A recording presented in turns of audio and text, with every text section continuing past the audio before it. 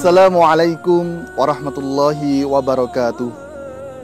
Alhamdulillahilladzi hadana lihada wa ma kunna laula an hadanallah.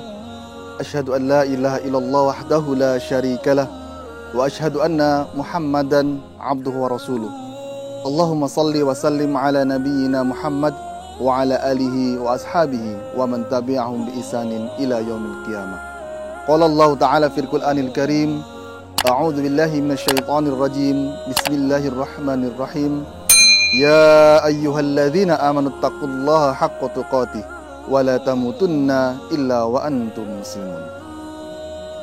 Sahabat lazismu yang dimuliakan Allah Subhanahu wa taala, puji syukur pada Allah Subhanahu wa taala kepada kita semuanya karena kita pada saat ini masih diberikan kesehatan oleh Allah Subhanahu wa taala, masih diberikan kekuatan oleh Allah Subhanahu wa taala, dan tentunya kita semua masih diberikan keimanan dan ketakwaan sehingga kita masih dapat melaksanakan shaum Ramadan pada tahun ini dengan sehat walafiat, dan semoga kita semua diberikan keistiqomahan oleh Allah Subhanahu wa taala.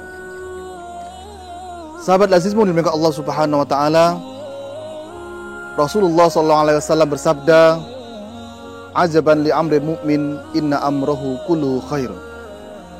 Sungguh menakjubkan, kata Rasulullah sallallahu alaihi wasallam, perkara-perkara orang mukmin. Ini Rasulullah ini takjub dengan perkara-perkara orang mukmin. Inna amrahu kulluhu khairun.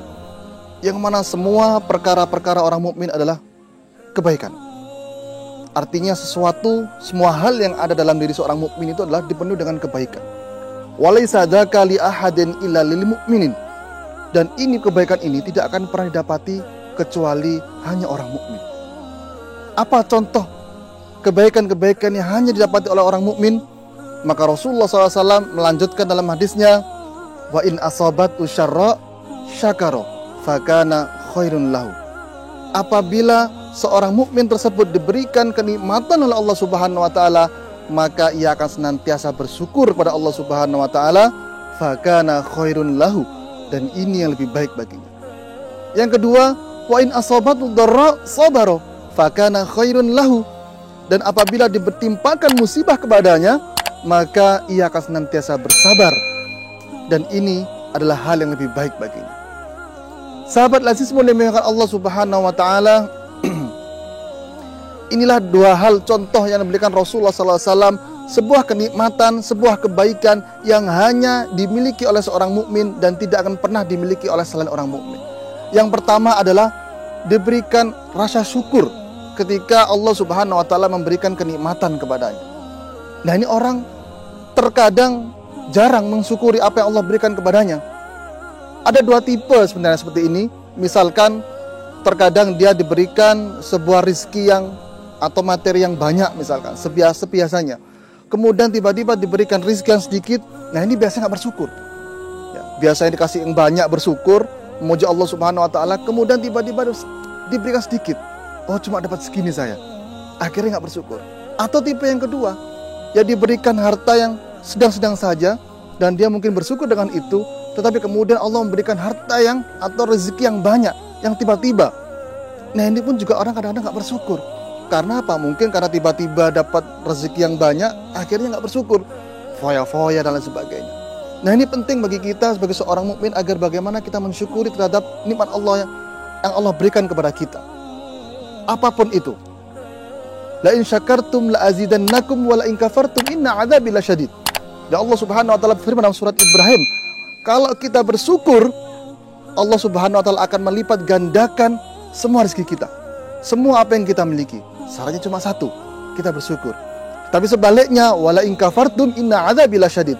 Kalau kita sedikit pun kita kufur terhadap nikmat Allah Subhanahu wa taala, menyangka apa yang sudah kita diterima ini adalah hasil murni jerih payah kita, tidak ada sangkut pautnya dari Allah Subhanahu wa taala, maka kita akan menunggu kapan datangnya azab dari Allah Subhanahu wa taala. Nah, ini penting bagi kita agar bagaimana kita terus mensyukuri apa yang Allah berikan kepada kita, terus mensyukuri terhadap apa yang Allah berikan nikmat kepada kita. Dan syukur di sini ada tiga hal cara bersyukur. Satu adalah syukur bil lisan, yaitu syukur dengan cara lisan kita, dengan cara kita mengucapkan alhamdulillah, dengan cara kita memuji Allah Subhanahu wa taala, tasbih dan sebagainya. Kedua adalah syukur bil qalbi, jadi syukur dengan cara hati kita, dengan cara kita merelakan kepada Allah Subhanahu wa taala, ridho terhadap apa yang Allah berikan kepada kita. Yang ketiga adalah syukur dengan bil arkan, yaitu syukur dengan jiwa raga kita. Bagaimana itu? Dilakukan dengan cara ibadah pada Allah Subhanahu wa Ta'ala. Sebenarnya yang dilakukan oleh Rasulullah SAW, ketika gitu Rasulullah sholat sampai kakinya bengkak, maka ketika Aisyah radhiyallahu anha istri beliau itu bertanya, kenapa engkau lakukan ini wahai Rasulullah?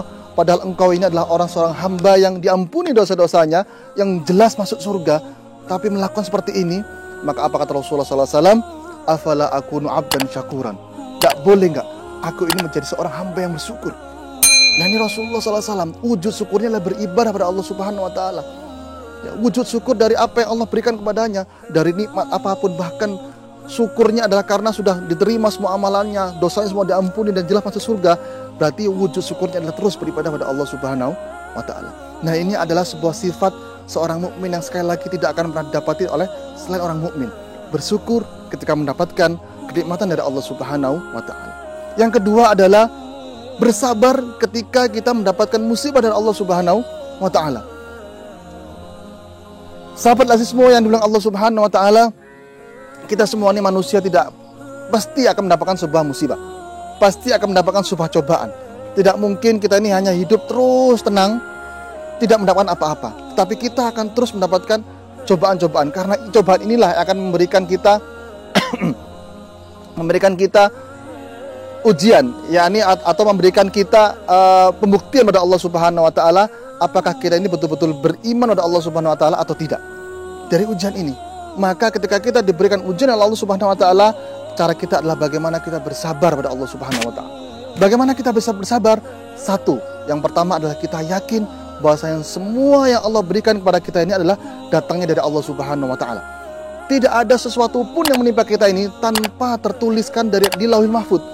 Semua yang sudah kita lakukan, entah kita kena musibah, sakit, entah kita mohon maaf kecelakaan ataupun yang lainnya, itu kita ini sudah tertuliskan di Lauhul Mahfuz. Maka yang terpenting adalah bagaimana kita meyakini bahwasanya musibah ini datang dari Allah Subhanahu wa Ta'ala. Kalau kita sudah bisa meyakini musibah datang dari Allah Subhanahu wa Ta'ala, kemudian kita bisa minta ampun, istighfar pada Allah Subhanahu wa Ta'ala, maka dengan sendirinya sabar itu datang kepada kita. Sabar bukan datang dengan sendirinya, tapi sabar adalah sebuah anugerah yang diberikan kepada kita seorang hambanya yang beriman ini, karena kita betul-betul memuji Allah Subhanahu wa Ta'ala, betul-betul kita mengharapkan ridho Allah Subhanahu wa Ta'ala. Maka ketika kita ditimpakan musibah, maka Allah pun juga akan memberikan kesabaran kepada kita. Sahabat aziz yang dimuliakan Allah Subhanahu wa Ta'ala, inilah dua hal yang saya katakan tadi, itu adalah Rasulullah menyebutkan dua hal yang sifat seorang mukmin yang hanya akan dimiliki oleh seorang mukmin dan tidak akan pernah dimiliki oleh seorang mukmin, yaitu bersyukur ketika mendapatkan sebuah kenikmatan dan bersabar ketika mendapatkan sebuah ujian dari Allah Subhanahu wa Ta'ala. Dua hal ini mari sama-sama kita jadikan pegangan buat kita, minimal dua hal ini, agar bagaimana kita betul-betul menjadi hamba-hamba yang diridhoi oleh Allah Subhanahu wa Ta'ala, hamba-hamba yang betul-betul diberikan petunjuk oleh Allah Subhanahu wa Ta'ala. Sahabat lazismu dengan Allah Subhanahu wa Ta'ala, mungkin ini yang dapat saya sampaikan kepada kesempatan yang mulia ini. Semoga apa yang saya sampaikan dapat memberikan manfaat buat kita semuanya dan dapat menjadikan bahan evaluasi buat kita bersama. Kurang lebihnya saya mohon maaf. Nun wal qalami wa ma yasturun. Assalamualaikum warahmatullahi wabarakatuh.